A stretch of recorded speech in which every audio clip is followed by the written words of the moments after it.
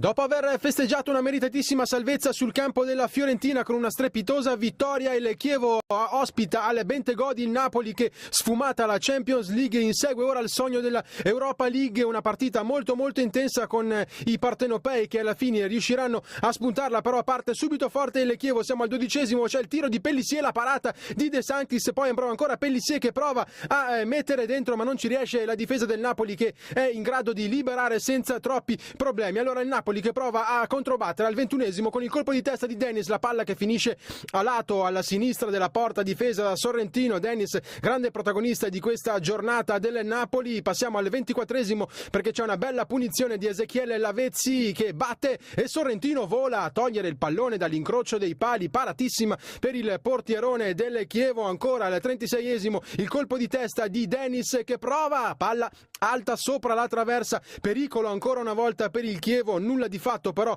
per il Napoli che non riesce a trovare il gol. Passiamo ora al 38°, Lavezzi imbecca benissimo Dennis che salta Sorrentino e il pallone che finisce a lato, occasionissima per il giocatore argentino che però si riscatta. Al 45° c'è il cross, il colpo di testa, Dennis anticipa tutti e mette dentro per il gol dello 0-1 in favore del Napoli, un gol tutto sommato meritato per questo giocatore che, come avete visto, è andato a saltare più in alto di tutti, a anticipare la retroguardia del Chievo e a regalare il gol del momentaneo vantaggio al Napoli. Rivediamo da un'altra angolazione, angolatissimo il colpo di testa dell'argentino per il gol del vantaggio alla squadra di Mazzarri. Ma passiamo ora nel secondo tempo, al 4° perché il Chievo vuole assolutamente il pareggio. Allora prova Marcolini con la botta dalla distanza, para a terra De Sanctis, qualche errore però per il portiere del Napoli in questa partita, vedremo anche in seguito, ed è sempre Marcolini al 10° minuto, prova su calcio di punizione De Sanctis che riesce a sbrogliare la matassa, nulla di fatto. E allora al 30°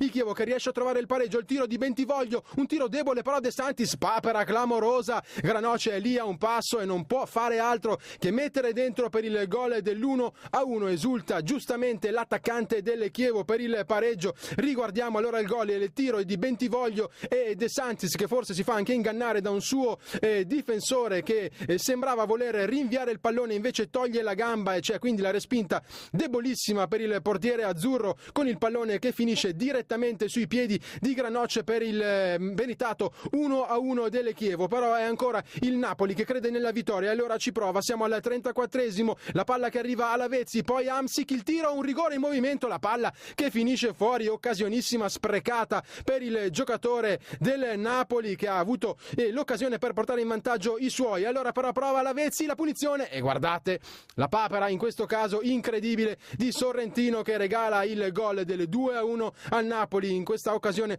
non attento il portiere del Chievo, ma veramente gli si può dire poco dopo una stagione esaltante. Ricordiamo i 4 rigori parati, insomma il Napoli che comunque si porta in vantaggio 2-1 e prova ancora al 47° con la sventola di Aronica, bravo qua Sorrentino, e poi ancora Aronica che tira il pallone sull'esterno della rete, nulla di fatto. E allora dopo quasi 5 minuti di recupero la partita finisce, il Napoli vince 2-1 contro il Chievo.